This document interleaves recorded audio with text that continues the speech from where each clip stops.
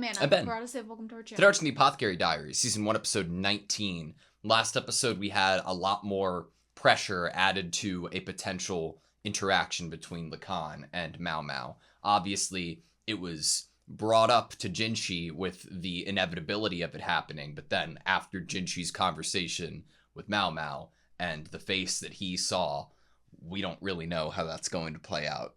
A face that he never wants to see again. What power could he exactly exert here in order to help make sure and guarantee he never sees that facial expression again? Yeah. I have a bit that I would want to talk about before we go into this next episode. Okay. Some things that just really stood out to me from last episode and or I can't get out of my head. And then something that I learned that I think could be pertinent. That not about the show that I learned. So the first couple of things that I would want to bring up are from like the last episode. A scene that really sticks out to me was when Mao Mao's mother starts to get out, I guess, the shogi pieces and lays them on the bed when she hears of the monocled weirdo that is there. And Mao Mao has a line that's just stupid woman. That scene in itself is stuck in my head.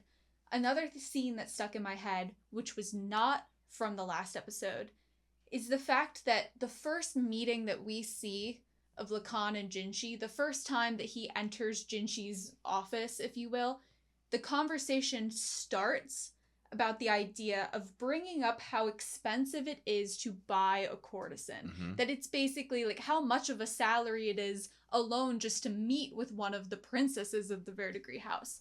And that has led me into something that happened last episode, which is it seems like Lacan knows who Jinshi is.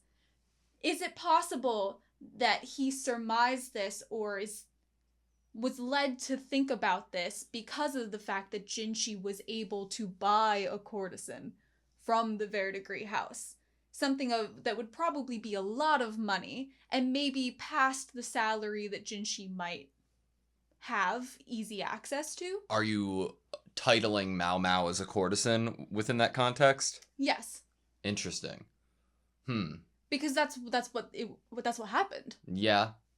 And so that brings me to also thinking about the fact that Lacan has kind of regrets. He says he'll pay anything now, and it's making me wonder, did he not have the money before? Did he want to put the money forward for Mao Mao's mother and either didn't have it at the time? He was a lot younger. He wasn't in probably the same position that he's in now. Or was it more so a status reason that kept him from doing it? Was there actual love there? Is that what he regrets? He says that he wishes he could go back, basically, or what he's doing now with Mao Mao is to kind of right those wrongs. So then another segue, I might be a lot of places here, I just have so many thoughts, is that Lacan is like a device to bring Mao Mao and Jinshi closer. He's the one that's finding out more about Jinshi. He's threatening the idea of Mao Mao finding out more about Jinshi, but through him, Jinshi's finding out more about Mao Mao. Cool stuff there. Okay, now for the thing that I learned. Okay. So I'm going to go into a slight little explanation of how I came to learn this. It is not about the show. It is not about any of the shows that we're watching. It is not a spoiler. It is something that I learned in research for art that I was doing. I was doing some looking on the internet for different misfortunes and good luck symbols because I wanted to design some characters that were based off of those things. And I wanted to create a character that was based off of kind of a monster in folklore, trying to see if it existed, a monster in folklore that could do something with memories. And through looking this up, I found an article that was about, memories and superstitions involving memories. And in it, a kind of couple sentences made me think like, is this pertinent to this story? Is this something that I could apply here? And that is, so I'll just read it.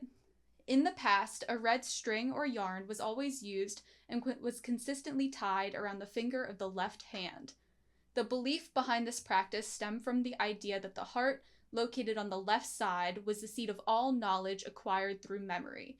That is where the phrase learning by heart originated. So something tied around the finger that is located on the left side, closely tied to your heart, learning by the heart, symbolic of memory, something there. Trying to understand what Mao Mao does when she's looking at her pinky. Yeah. Like, I feel like that might be pertinent. Like, is it because this was in a article about superstitions and rituals and, conjecture are so heavy in this story?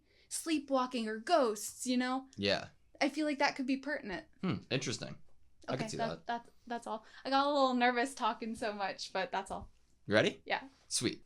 I'm still trying to digest everything you were talking about in the intro of the video. When it comes to your idea of like the thread and potentially like Mao Mao's finger that we always see her looking at, I think that if it is there, it's more like metaphoric. And I think that there is a literal reason that Mao Mao looks at her finger. When we got the scene last episode of Mao Mao's mom holding the knife, I think Mao Mao's mom did something to Mao Mao's finger. She is a very literal person. Yeah, but her finger looks normal every time we look at it, so I don't know. Another thing from last episode that I can't stop thinking about is the conversation we had with Surin about that there aren't too many differences between people from different circumstances in actuality. And Mao Mao and Jinshi were raised by people that weren't their actual parents. They have a lot in common, actually. That conversation definitely stuck with me, even like thinking about Lacan. I don't know, like it.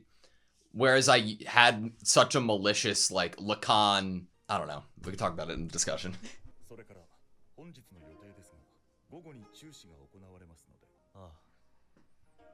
Oh. He can't stop thinking about it. I don't blame him.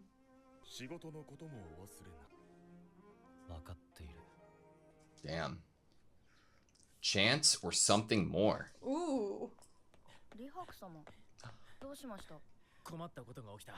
Oh? Oh no, okay. We never really got resolution. It was a distraction. Wow. What was in the warehouse? It wasn't just a warehouse with flour in it.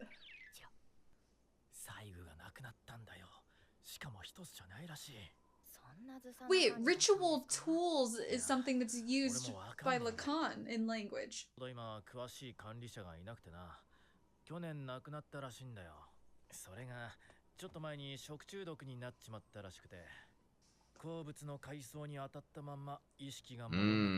Oh wow! Yup.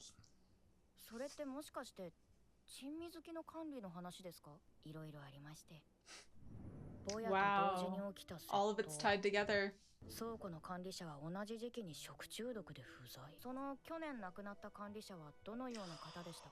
Oh my god. Oh my god.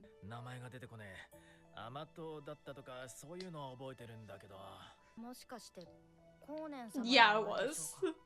This is crazy. And the guy was in that shot too. Oh my god, my mind is like.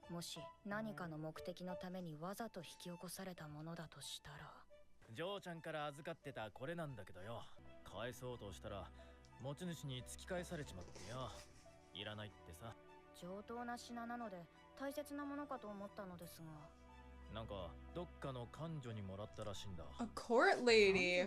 Ooh. On purpose. Tall. Yeah. You know who that is. Right.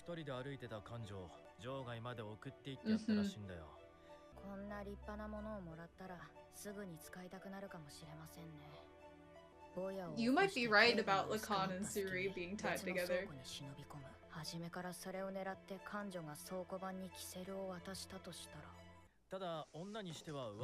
It smelled like medicine! Oh, Mama, you have all the pieces you need. No, she was on stilts, actually. Two kids in a trench coat. 憶測で物を言っちゃいけないよ。さっき挙げた事故や事件の他に何か不可解なことはなかったでしょうか。 Played well. 偶然が2つ重なることはよくあります。3つ重なることもあるでしょう。やがて必然になった時、ここにその長身の患女に似た人物がいたらどうでしょうか。これで水霊という患女が浮かび上がったところで、Smart. いけない話。なるほど。お前は見た目に賢いな。 I love the dog tail. It's perfect. レハク様は見た目通りバカ力なので、もう少し手加減してください。Oh no! 別に楽しくありませんけど。では俺はこれで。Oh, knows. Yaku. あの武官とは随分仲が良いよ。 You have no idea. そうでしょうか。今回の話。 They have a history ジ there. ンス様にも関係がないとは言い切れない。詳しくお話ししてもよろしいでしょうか。 He Interesting. would love that. 一つの事件を確実にというより、いくつか罠を仕掛けてどれかが成功すればよいと Yeah. いう具合にも見えます。どれも事件か事故か判断のつかない案件ばかりです。 That's the intention. ただ偶然が重なっただけの可能性も捨てきれません。 Take advantage of that. 乗り気ではないのか。乗り気？私は単なる下女ですので、言われた仕事を行うだけです。ならこういうのはどうだ。 Only does what she's told. 交易商人のところを回った時、面白いものが出ていると聞いてな。こういう名だったんだが。強盗、薬の一種であり牛の胆石。千いるうちの一頭しかないとされる Incentive. 薬の最高級。 1 in 1,000. もしかしてそれをくれる本当か。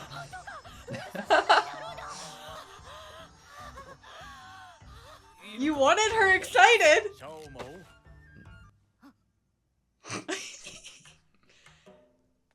Let's get off the table. Composure, Mao Mao. わかりました。ジンス様のおもということでガオシュン、手配を頼む。レーブとは確か教育や外交を司る部署だったはずだが。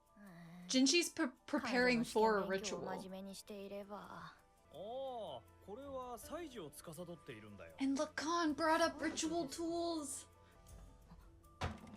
何か書き物はありますか。お。偶然に見せかけられたこれらの事件が重なり合う必然が起こる場所があるはずだ。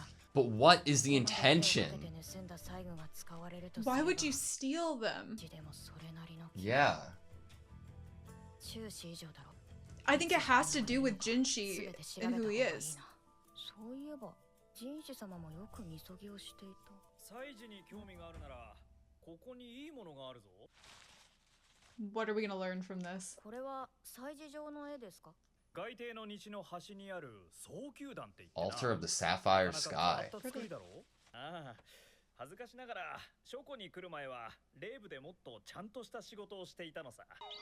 上に Did you 余 get 計なこと demoted? 言ったらこちらに飛ばされてしまってね。最初は強度が心配だったんだが、問題ないみたいで安心したよ。こんな風に天井から柱をぶら下げるだろう。それが大きなものだから、もし落ちたらと思うと心配で。 A murder 強度に attempt? ついて進言したら、こんな場所に飛ばされてしまったんだ。 You got sent here because you were worried about it? もし柱を固定する金具が壊れて天井から柱が落ちてきたら、一番危ないのは真下にいる祭事を行う者。 Why are we やんごとなき方が trying to kill Jinchi or the Emperor? Is it because he'd be the true heir to the throne? 一体どの細具が盗まれたんだ。こんな重要な細具がなくなれば必ず作り直すはず。作り直す。 Make a new one! Oh my god! この会場で次に祭事が行われるのはいつですか。いつって？ It's like tomorrow. ああ、ちょうど今日。 Today? Oh. Wait, so Fuck. she's gonna see it! What if she's She's wrong? gonna see him though. Oh my god, what if she's 予想が正 wrong? しければこれは長い時間をかけて練られた計画のはず。 I'm scared. You can't just get in there. 予想に過ぎない。 It's just conjecture. その予想が的中していたとしたら。 Come on, Mao I'm Mao. so scared. How's she gonna get let in? もっともだ。こちらはただの下女で何の権力も持たない。何か起こった後では遅い。 Can someone vouch for her? 私のつかないことはいつもそうだ。 Oh. 命の危険があります。祭事を取りやめてください。 言いたいことがあるなら投書箱に Put it in the suggestion box. ここで私を中に入れなければ後悔することになりますよ。こうして私が危険を解いているのにそれを拒んだのであれば、あ、もしかしてそういう You're in on it. You're gonna play with him. あなたは私を邪魔して Damn, Mao Mao. いるのですね。 Holy shit. 工作した輩とつながっているとか。 Oh shit. 気を失いそうだ。こんな小娘にあんな物言いをされたら腹が立つだろう。わざとそう仕向けたのだから仕方ない。騒いでもダメか。こんな小さな騒ぎでは祭事は止まらない。 Oh fuck, Mao Mao. したことはない。まだ気を失うわけにはいかない。中にやんごとな君の方がいらっしゃるのでしょう。何か起きたら飛ぶのはあなた方の首ではありませんか。祭事を中断しろとは言いません。私を見逃してください。それなら飛ぶのは私の首だけで済むでしょう。 Holy shit, Lacan. We know that he knows. We know that he knows. Look at Oh Mao my Mao's god, I'm reaction. gonna fucking cry. You just hit his daughter. 年若い娘を殴るとはどういうことだろうね。怪我をしているじゃないか。 The look on his face. ともかくその娘の言う通りにしてやるってのはどうだい？私が責任を取るよ。誰がいるのか見たくもない。こんな測ったようなタイミングで。いや、今はそんなことを気にしてい He る場合 wanted じゃ you ない。 to piece this together. He led all of these things to you, Mao Mao. ひどい格好だろうな。 He also wants you to find out the truth about 全 Jinshi. て終わったらゆっくり弱みをさせてもらおう。首をはねられないようにしないと。 The score is amazing.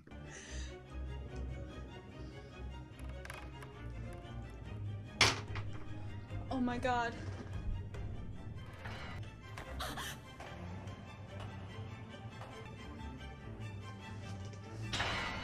Holy shit. Oh my god. Oh my god.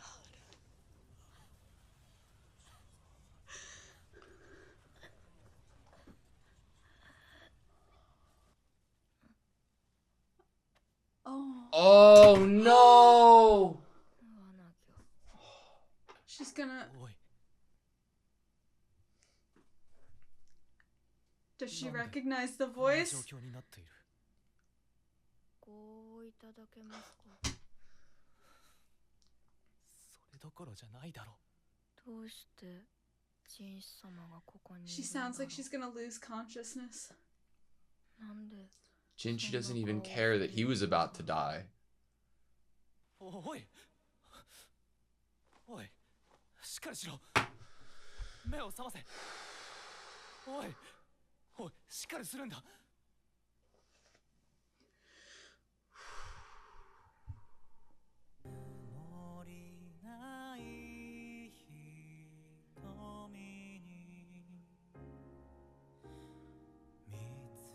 Look at Lacan.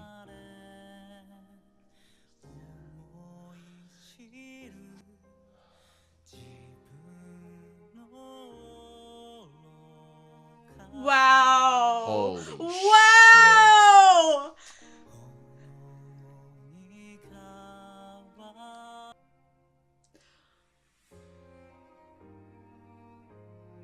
Look at how important Mao Mao is to Jinshi. Lacan is shocked. He's carrying her out himself. He's showing his face. Yeah. He's. Everyone knows that this ceremony was someone of noble birth. Oh. Wow. Oh my gosh.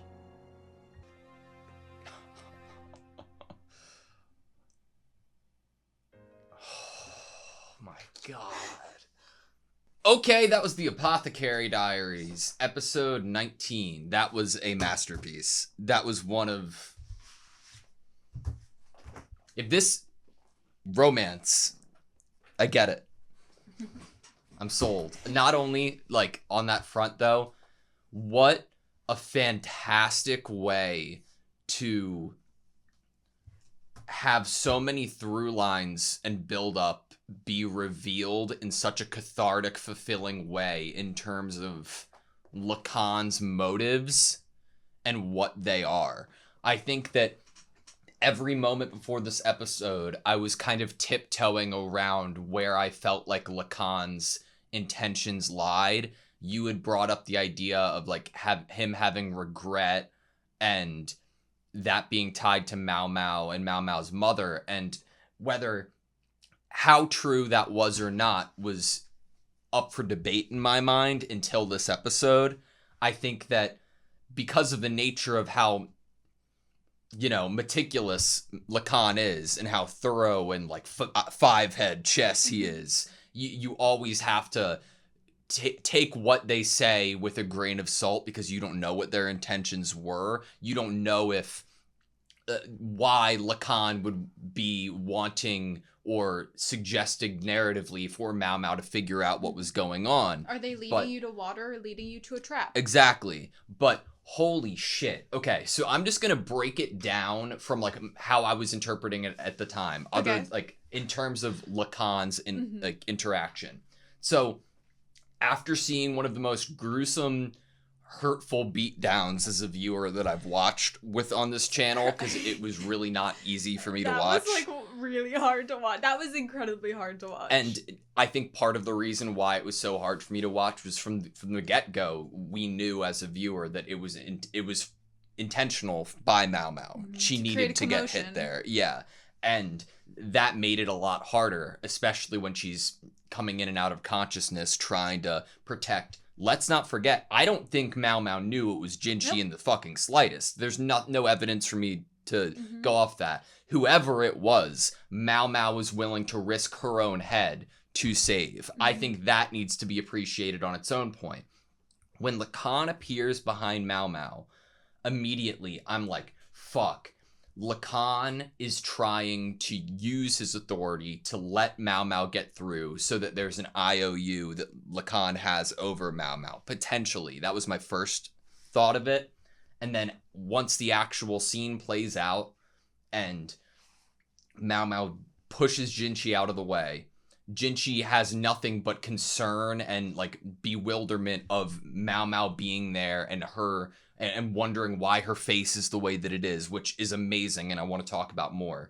But in terms of Lacan, Jinshi carrying Mao Mao out himself is one, I think, shocking enough to see the care that Jinshi has for Mao Mao. And Jinshi isn't just using Mao Mao as a pawn or as just like a throwaway thing or a toy. It's genuine care. I also don't think Lacan knew that in the slightest that Mao Mao was going to get hurt. I think that throughout this episode, it gave me the evidence and confirmation of the care and genuine care that Lacan has for Mao Mao, whether we like it or not.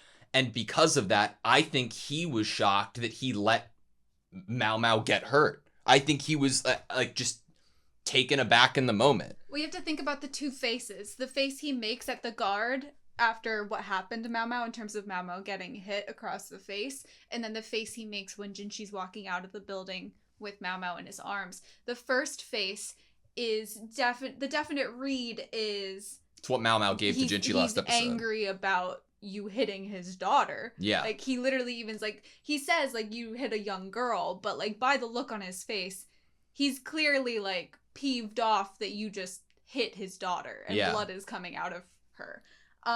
So, okay. Lacan so I feel like very confirmed, I would say at this moment, that Lacan, while he knew what was gonna happen here, but he is not to blame for these conspiracies that have all linked I up. completely agree. I think he was able to piece it together is what I'm gathering from this. Yes, and I think that then the flashlight obviously turns to Lao Lin. Oh, interesting. We can go there in a second. Okay, yeah, sorry. But what I was going to say is I think this highlights the true arc of his character. We're already being given this idea that he is a character that did not act. And we're being told through Mao Mao's character from the very beginning that she shouldn't act on conjecture. She shouldn't act on conjecture. We're giving her birth father figure and her adopted father figure both seemingly the type to not just jump in on conjecture, you know, and telling her that and or them not doing it themselves.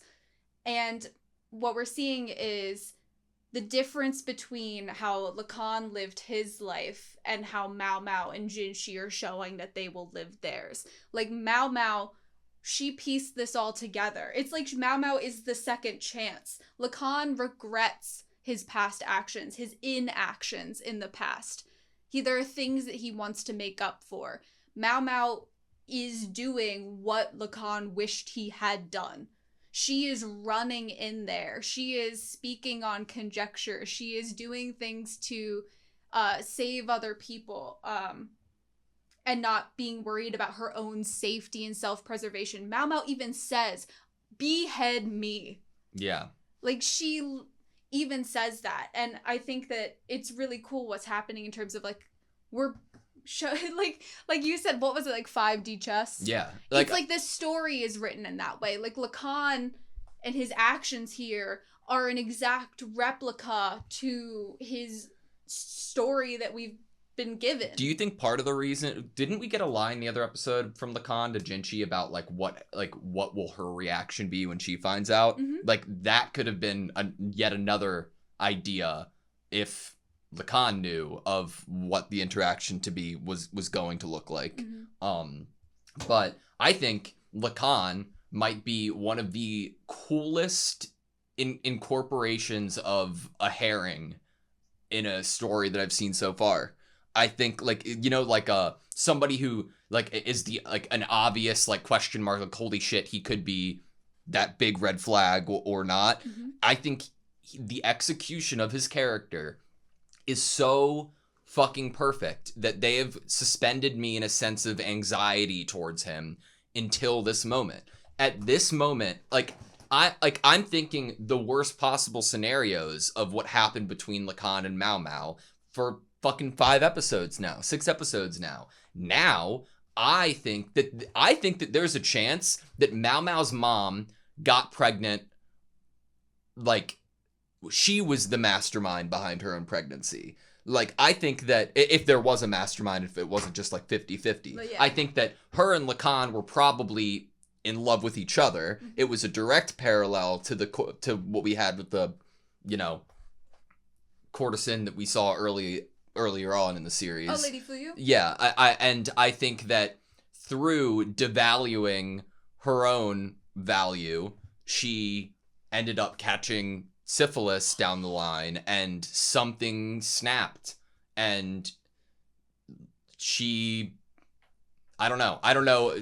She's the big question mark for me, what happened to her emotionally, but I think that there are very little question marks now for me in terms of Lacan. Mm-hmm. And I love it to death. I think that he's such a fascinating character. In the same, bringing up Lady Fuyu, in terms of her at the end ending up with the person that she loves, the whole way that Mao Mao chooses to spin a story to kind of lead everyone to the same point that she's come to in her mind is by telling a story about the courtesan that intentionally faked the sleepwalking in order to decrease their value so that the person they wanted could offer a lower price. Yeah. So was it intentional in terms of Mao Mao's coming to be in order to decrease the value so that Lacan could afford, but then he never showed, did he not show up? Was it that? No, there's no way.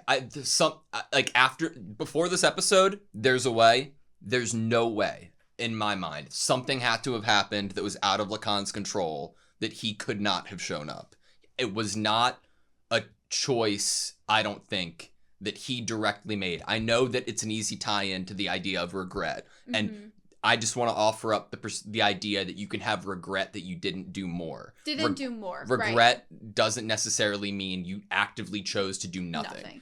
I think you're right. Or to do the wrong thing. And I think that ties in with how much Jinshi does. Yes. Jinshi carries Mao Mao out of the building himself. There is levels that have happened here. There was the level of have someone else. You're the noble birth person. You are the higher status person in this world.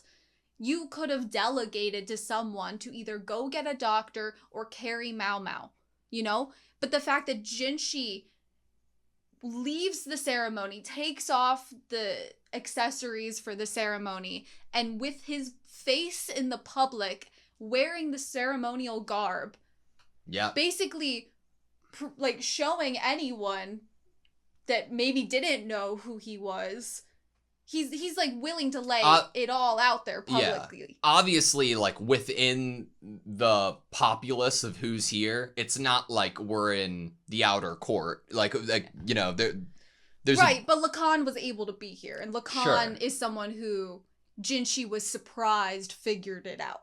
Sure, yeah. So there are going to be people who could witness this who didn't already put the pieces together. For sure. So basically, it's more so just like he's willing to giant display. I think that there's an interesting parallel. I'll just make it now because we're here. I offered, okay, if you're trying to kill Jinshi, you know who Jinshi is. Yeah. You know who Jinshi actually is. Yeah. Who knows that, right? Like not even Fang Ming knew who Jinshi was, and Fang Ming would do anything for Ao Duo. Do you know who Jinshi actually is? Like, through our speculation, right? Like, with Ao Duo. Like, is that your intention? It has to be. Right? I mean, Mao Mao says that the person that's here, like, she keeps reiterating that the person that's here has to be of extremely important, noble birth. And obviously, Jinshi's current place is still noble birth. But I feel like the emphasis continuously being on extremely important noble birth leads the viewer to be like, someone set this up because they know that he's the true heir. If you are doing a takeover, and who are you going to go after first? The second in line or the person who's currently in power? If you go after granted, the possibility exists that it's impossible to get that close to the person in power, but I'm going to make the argument that if you go after the number 2 first, that will only bolster the defense around that number one. Yeah. Why do you go for Jinshi here? You have to know. And if you have to know, there's so little people that if that is correct, that would have known that it's absolutely absurd. Unless the emperor died now, Jinshi will never have the throne, because it is to the emperor's children being born by the concubines that the throne would be up for grabs. So would it be potentially Lao Lin coming in, for some reason having that knowledge, feeling that there is that risk to the throne and wanting to secure her own future and position, and trying to take Jinshi out because she has that information? Lao Lin's who I direct my eyes to, if it obviously, since we know where Lacan stands now. My issue with that is I have no reason to connect Lao Lin with Suri. Lacan is not guilty in my mind at the moment, but Suri is in the middle of all of these things. She gave the pipe. She is tied in. She's tall and smells like medicine. She is the center point to all of these coincidences, as Mao Mao drew a lovely diagram in the dirt for Lihaku. But she, to me, has no reason why she would be in cohorts or be from the same place that Lao Lin came from. She's been in the court for a longer time. Is that supposed to be, like, we originally, when the episode where the fire in the warehouse happened, we brought up the fact that, oh, it's in the same episode that the new consort comes in. Laolin comes in, the new one. It's obviously possibly trying to mislead us to suspect that it is her. And I still think that that is the case. Like, yes, she's the new person. She probably would be the person that would be looked at. I don't think... Or her, like, company that she keeps. In the same way that Ao Duo didn't get punished for Fang Ming's actions, but everyone in Fang Ming's family or everyone related to doing business with Fang Ming's family got in trouble. It depends how intentional Suori's involvement is, to me, to try to connect one to the other. To do. Yeah. You know, like, giving somebody a fetch quest isn't necessarily... Who is this blue-eyed guy? I thought it was Lacan's nephew, because we were being told that he raises his nephew and took in his nephew, and the blue color of the eye reminds me of Mao Mao and the flowers on the table in the opening. And we see him, obviously, with, like, Sir Conan's death, and then, like, the seaweed food poisoning scene. Who is he, then? Good question. If I'm absolving Lacan here... It can't be his nephew, or could it? Like, if his nephew's under his own roof, wouldn't he just turn his own nephew in? I don't know. It depends. I feel like there's a lot of, like, those are question marks that are harder for me to speculate on because of how many unknowns there are. Like, trying to operate with who we have already on the table is like, oh yeah, Laolin narratively would be who my spotlight's on because of the introduction, and like, and yes, I think it's a great point that Suori and her involvement has no obvious connection to us, to Laolin, but in trying to get like confirmation a step further, I feel like that's going to be the next thing that we need to tackle in the show, like directly. Who the fuck tries to kill Jinshi? Right. And not unfortunately, but Suri's character is the one that was kind of, now that this has happened, now that everyone can see that all of these little pieces that Lee Haku was bringing to the table and discussing with Mao Mao at the beginning of the episode were all to plan a murder of Jinshi, then they're gonna definitely look for that tall court lady that smells like medicine. And I don't know what that Do you go after Mao Mao? If you're the person who tried to kill Jinshi here? Why? Because if you want to take them out going further, wouldn't you want to take out the person who... You'd want to get Mao Mao away from Jinshi if Mao Mao... But Lacan's here. Lacan's like... In the same way that Lacan backs up Mao Mao when Mao Mao tries to enter the ceremonial building, I feel like now that we've put this into play... You can't get rid of Mao Mao without Lacan being right there behind you being like, I saw what you were going to do there. Well, yeah, from our point of view. Yeah, from our point of view. But they don't know that. If they don't even know the relation between Lacan and Mao Mao, and they just heard that this apothecary, that this person just ran up and stopped this well thought out plan that you put into motion to do this massive thing, they might be on your radar too, which could be pre-thought of. Maybe Jinshi gets more protective of Mao Mao directly after this shit, you know? I, like, see this imagery in my head of, like, this Scooby-Doo-esque villain creeping in, looking to, like, get rid of Mao Mao, and he opens a door, and you see, like, Lee Haku, Jinshi, Gaoshin, and Locken all like this. Yeah. And then he turns to the door, and the door slams closed, and it's Sureen with, like, a thing of boiling water above his head, and she goes, hee hee hee, and she pulls it. You know, like...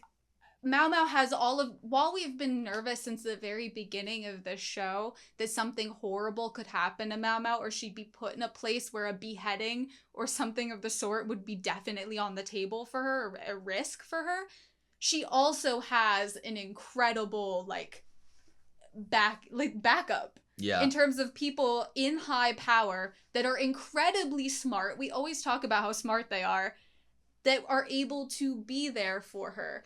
I was so nervous for a second during the episode that, like, it was a setup.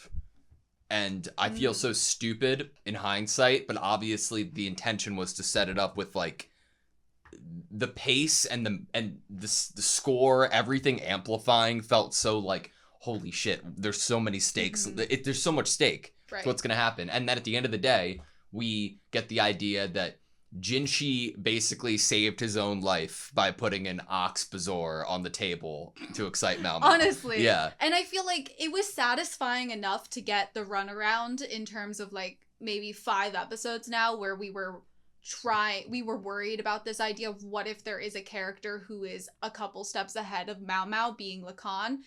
And we got that satisfying and compelling feeling as viewers. We got to experience that fear. Yeah. That genuine fear that Lacan could be smart enough to put something in the works that could definitely hurt Mau Mau and that Mau Mau wouldn't be able to get ahead of. And now that after this episode, I feel like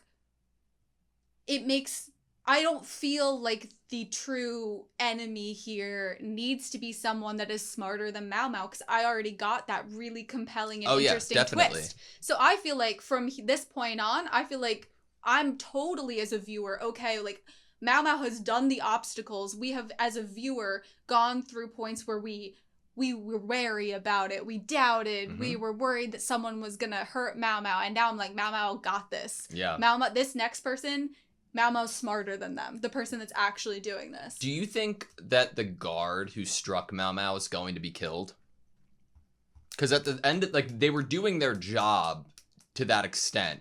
And I think that Mau Mau would say that too. Yeah. And wouldn't want him to die. And but within the actual severity and stakes that we have within the universe. And also, what would Jinshi do? What would Lacan do? Yeah. Like, I don't know. Right. Like, obviously, we know where Mau Mau would stand. Mau Mau would be like, you shouldn't punish someone that I purposefully, like, tricked into creating a commotion here. Like, he was doing his job. And I utilized the fact that he was doing his job to some extent. That being said, if Lacan was like, Mau Mau's my daughter, and you struck her in front of everyone. Right. I think that Lacan might still keep Mau Mau being his daughter. Yeah. Maybe as like a card. But I think that Mau Mau would definitely dislike if either of these men in her life chose to punish this guard. And I feel like both of them would want her to be happy with them, and so they wouldn't do it. Yeah. That's like my current headcanon. But in talking about Jinshi and Mau Mau, there's one thing I wanted to bring up. I know you said something along the lines of earlier about it's not like Mau Mau knew it was Jinshi when she was running in. And I agree, it's not like she did. She ran in thinking it's someone of noble birth, and yes, she had all the pieces, but she can be rather dense when it comes to things that she cares about. To me, it's not even being dense. It's just there was no time to do it. And there's true. Like, we knew of, like, okay, the blessings and everything that Jinshi was doing. We were aware of it, but with the severity of the issue, there was no time. There was, like, the fact that someone was going to die was bigger than figuring out who was the person that was going to get hurt. But I remember episodes ago, I brought up to you that I felt like the only way I could see a romance progressing here between these two characters is that something would happen where Mau Mau would come to the defense or the protection of Jinshi. I got that, but I got it unintentionally. Yeah. Like, she probably hadn't pieced it together that it was Jinshi when she ran in there and pushed him out of the way. But something I did get this episode, which I think is in stark contrast to other things I've gotten in other episodes, other reads of how she feels about him, is that she has a line where she debates for a second, should I tell Jinshi about this? And then she goes ahead and tells him and explains the situation to him. Like, the desire, the closeness, the desire to fill him in on this. It's not because she wants permission to look into it. It's because she's like, oh, would he want to know about this? I'm going to tell him about it. The fact that she wants to talk to him here and knows that he would want to hear about this, that's a level of closeness.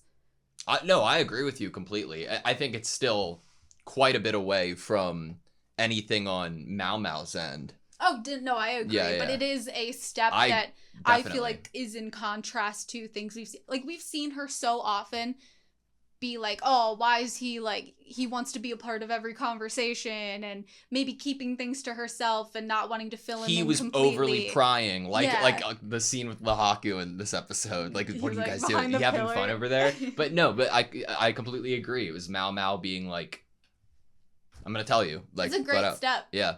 Honestly. Like, not the Suri part, but seemingly, because we didn't see that on screen, but still inclusion. Right. At the base.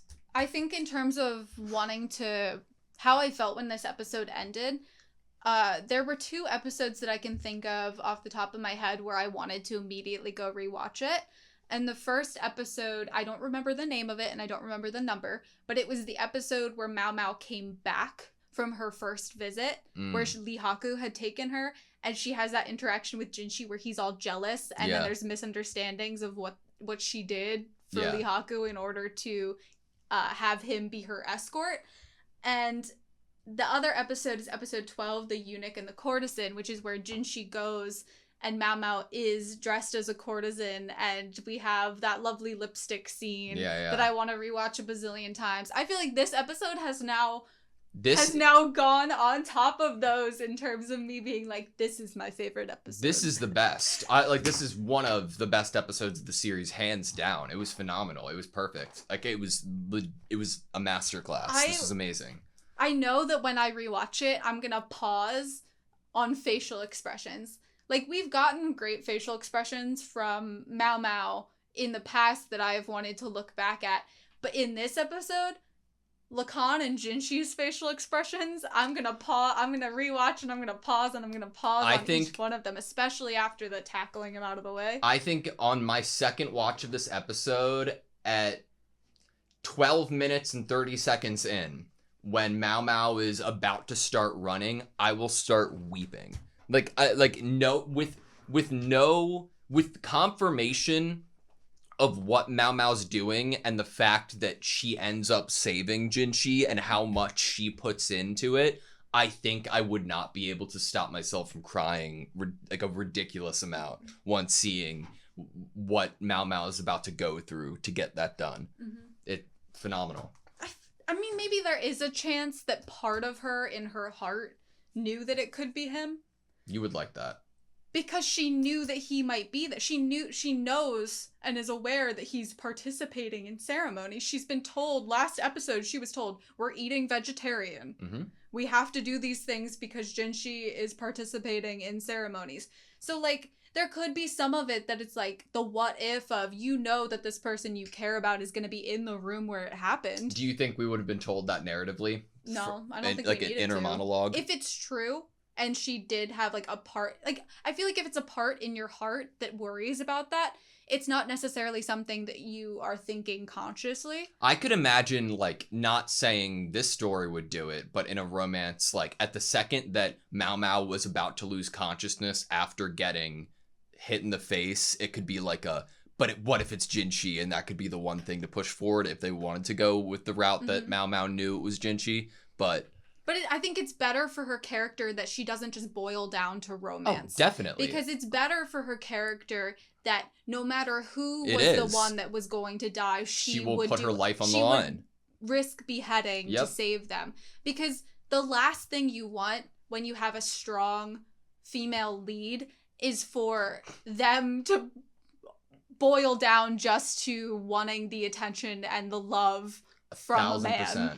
Like, that is not what I want for Mao Mao. I want her to fall in love with Jinshi at her own pace, and I get to watch it. But I don't want her. I want her to stay true to herself, and the fact that she'd run in regardless of who it was that was gonna get hurt. It shows me that the person that wrote this story cares to keep Mao Mao intact and true to herself, and the integrity there of, like, this character. My favorite frame of this episode is the one that I have pulled up right now. We both went, ooh, when it happened. We had audible reactions to this scene, this setup here. Flat out, like, just the bare bone idea of having Jinshi holding Mao Mao walking past Lacan in this way, phenomenal. the idea to set it up this way compositionally is so absurdly like simple and creative, and the person who had this shot already drawn and everything was centered, everything was just centered, and they were like, no, just move it this way and don't touch a fucking thing. I love you. This is perfect. It almost gives an there's so much that you can read from this in terms of the weight on one side being given more than the other. Is that what you could look at in terms of what they can see, what the openness they have to the world and looking forward to the future? I don't think there is any weight difference. I think that there isn't weight difference because Lacan in this composition. Interesting. Yeah. Because he's such a dark color in the bottom corner that's like holding things. Just having a character there. Gotcha. Well, he's like, then my other thing I was going to say is that he's standing stagnant because obviously we know contextually he is standing on the stairs not moving, and the other two people, Jinshi's moving. He is staring at what I would say is the past. He is stuck thinking about and ruminating about the past while Jinshi and Mao Mao are walking forward together past him. I like it. God, I adore this episode. I adore this show. I cried a little bit. I was like, ah! I was like, ooh. A lot of things happened. I talked with my hands a lot because I do that. I can't control it. I'm sorry. Like, this whole, like, section right here, after we get them walking past each other, and we get to see Lacan from right below the eyes down. Before you see the eyes. This is the shot, right? Right after this is the changing of motion of Jinshi carrying Mao Mao, because we're looking at it from Lacan, right? And it's just focused on Mao Mao. It's like we're looking at what he was seeing with his eyes. Yeah, and I don't think I get you about her being hurt there, being something that I don't think he was upset fathomed about. The idea of her being hurt in this way and what his lack of doing things or doing things had, like, its tangible end result being his daughter, for however it happened, being bloodied and hurt. Is that because he didn't picture that she'd actually push him out of the way? If he led her here and wanted her to get in that building and knew what was to come, but is still, maybe, if we're going with the idea that maybe this idea of her being hurt is something that comes as an unfortunate side effect surprise to him, did he figure she'd run in there and yell and he'd move out of the way because she yelled to him and he knew their closeness and that he would trust her? That's a timing thing. I mean, yeah, she could have yelled at him, but there was no timing for her to do that. She had to just run. But it's also, how much did Lacan know that Mao Mao didn't know? Like how much information, how far did Lacan get within piecing these things together? Like, we can't necessarily operate 100% under the idea that Lacan knew this thing was about to happen. Would he have known the exact thing that was tampered with? Is that the question that you're asking? Yeah. Like would he have known the exact trap that was set, or does he just know that there's a trap? Does he know that that it's going to happen today? You know? Right, like, what is Mao Mao's reasoning to... she has no reasoning to think it's going to happen today. It's just the fact that it was the next opportunity. It was the next opportunity, and she knows someone's going to be in there today, and she doesn't know for sure it's going to happen today, but the chance that it does is something that she's not willing to take. Yeah. The name of this episode. I just said a word. Chance or something more. Chance or something more. Interesting.